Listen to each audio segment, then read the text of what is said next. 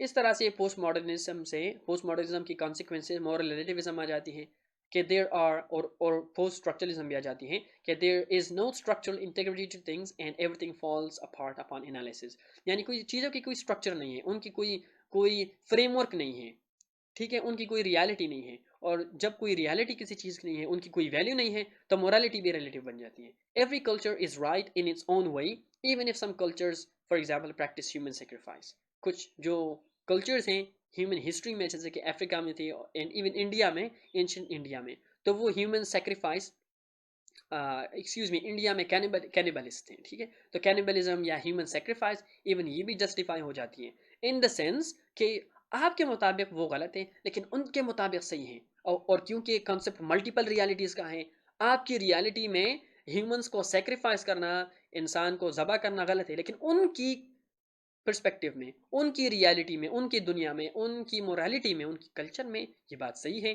तो आप फिर ऑब्जेक्ट नहीं कर सकते कि आप ये काम गलत कर रहे हैं।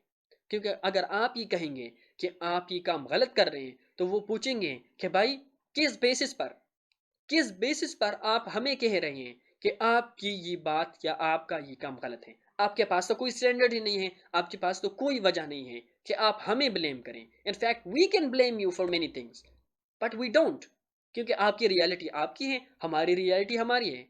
यू कैन नॉट इंटरप्ट और intervene in our reality and we can not intervene in your reality. ठीक है, इस तरह से लॉस ऑफ वैल्यूज हैं।